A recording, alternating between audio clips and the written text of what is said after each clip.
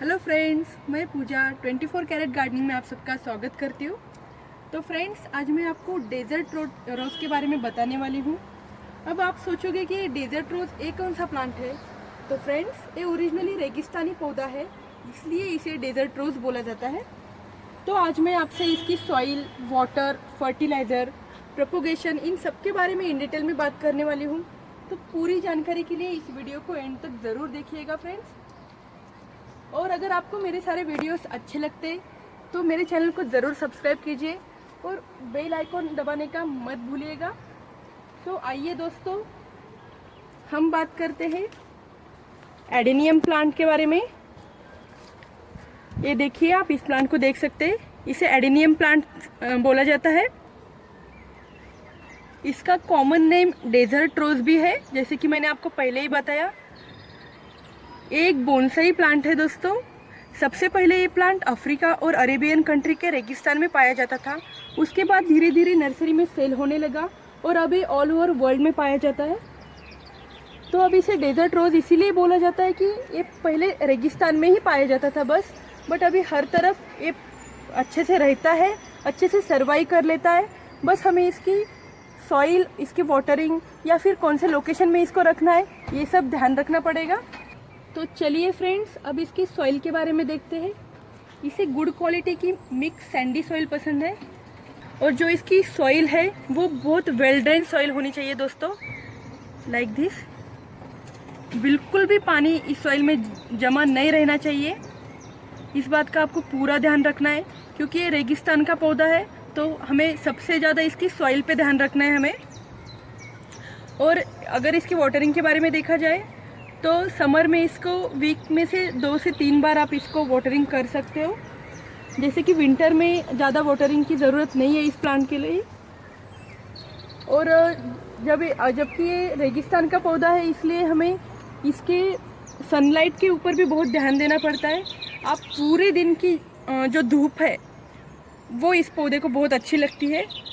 आपका जो भी ये पौधा है, आपको पूरे दिन की धूप में ही रखना है, बिल्कुल भी इसको शेडेड एरिया में ना रखें। अगर इस प्लांट के लिए जो भी टेम्परेचर है वो 30 डिग्री से बिलो होता है तो ये प्लांट मर जाएगा दोस्तों। इसलिए ध्यान रखना है हमें कि इस प्लांट के लिए पूरी धूप में ही हमें रखना है इसे। अब आप यहाँ पे जैसे देख सकते हैं, यहाँ से मैंने पूरे इसके जो लीव्स है वो निकाल दिए हैं। इसका एक रीज़न है दोस्तों, खास यही बताने के लिए मैंने ये आज का वीडियो बनाया है कि अभी जैसे रेनी सीज़न चालू है तो मेरे घर पे ज़्यादा धूप नहीं आती, तो इसलिए इसके जो लीव्स है पूरे ऐसे गल गए और जो येलो येलोइश हो गए थे, तो फिर मैंने उस सब को निकाल दिया।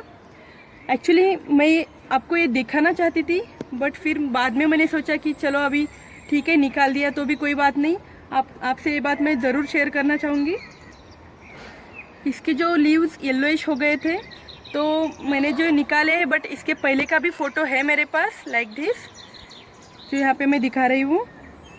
तो ठीक है, अगर आपके भी प्लांट में ऐसा हुआ है तो कुछ नहीं, बस उन पत्तों को निकाल दो। जैसे कि मैंने बताया कि धूप की वजह से हुआ है, ज़रूरी नहीं कि हर बार वाटर की वजह से ही होता है।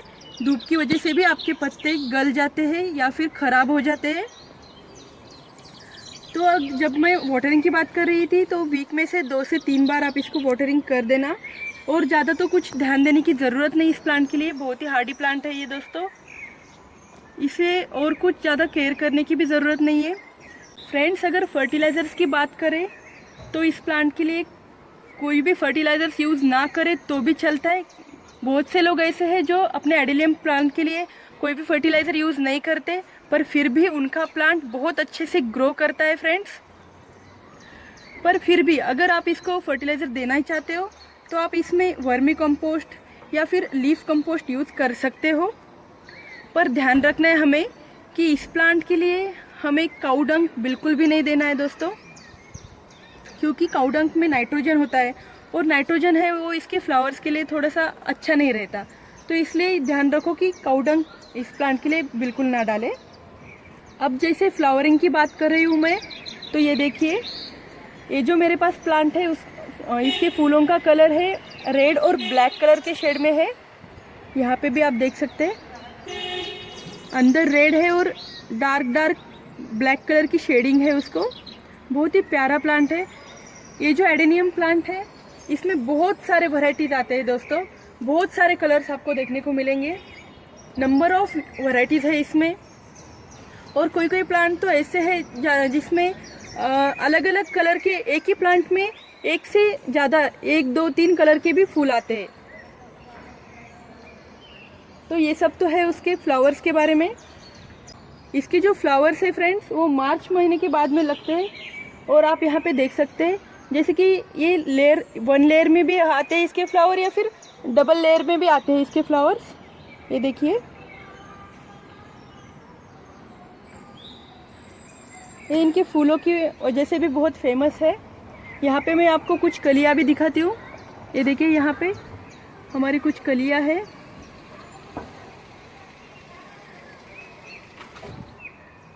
फ्रेंड्स, इन फूलों का कोई भी फ्रेग्रेंस नहीं रहता, फिर भी डेकोरेशन के लिए बहुत अच्छे लगते हैं। आप अगर अपनी बालकनी में इस प्लांट को लगा दोगे, रखोगे, तो बहुत अच्छा लुक आएगा इसका। बस आपको इसे पूरी तरह से धूप में रखना है, जिससे इसके फ्लावर और भी खिल के आएंगे। अब इसके प्रूनिंग के बारे में देखते हैं फ्रेंड्स। जैसे कि फ्लावरिंग ख़त्म होती है, सर्दियों का मौसम आता है, तब इसकी प्रूनिंग की जाती है। तब हम इसकी ट्रिमिंग करेंगे। जैसे कि इसके पत्ते भी ज़्यादा सर्दी की वजह से, ज़्यादा ठंड की वजह से गल जाते हैं। उस टाइम पे आप इसके जो ब्रांचेस हैं वो कट कर देना। जहाँ से भी आप ब्रांच कट करोगे वहाँ से 2 अलग अलग तरह के ब्रांच आएंगे। जैसे यहाँ पे भी देख रहे हैं आप, यहाँ पे भी देखिए, जहाँ से भी हमने कट किया है वहाँ से अलग अलग टाइप के 2 ब्रांचेस आते हैं। ये देखिए, ट्रिमिंग करने से क्या होता है, हमारा प्लांट जो है वो हेल्दी होता है। वो उसे अलग अलग तरह के ज़्यादा ब्रांचेस आते हैं। उससे क्या होगा कि जब ये ब्रांचेस बड़े होंगे तो उस पर फ्लावर्स भी ज़्यादा आएंगे। तो इसका मतलब हमारा प्लांट बहुत अच्छे से डेवलप होगा। तो फ्रेंड्स, सर्दियों के दिनों में हमें इसकी प्रूनिंग करनी है। और सर्दियों के दिनों में इस बात का भी ध्यान रखना है हमें कि हम इसे ज़्यादा पानी ना डालें, क्योंकि जो भी मॉइस्चर हवा में होता है उसी से इसका गुजाराना हो जाता है दोस्तों। तो इसलिए इन दिनों में उसे ज़्यादा वाटरिंग ना करें, क्योंकि ओवर वाटरिंग की वजह से भी ये प्लांट फिर ख़राब हो जाएगा। इसके जो रूट्स है वो गल जाएंगे। अब मैं आपको इसके कोडेक्स के बारे में बताती हूँ।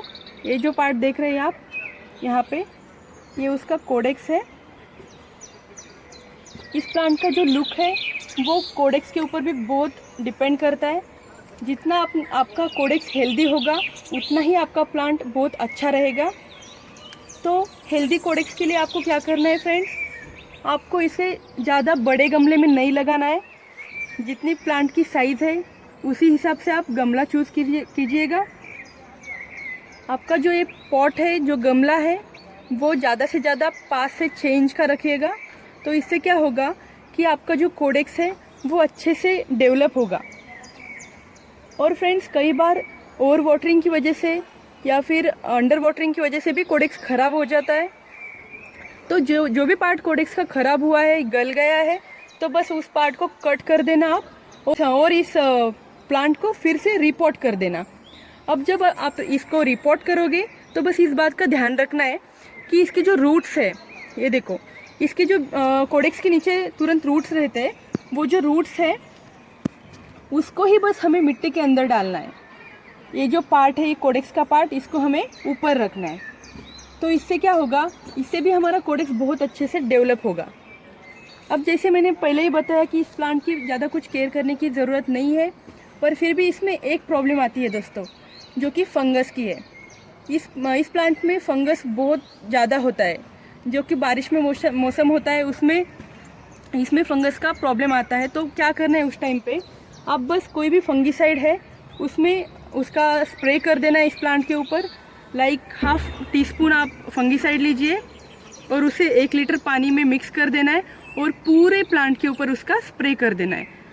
तो इससे आप आपके प्लांट को फंगस से बचा लोगे।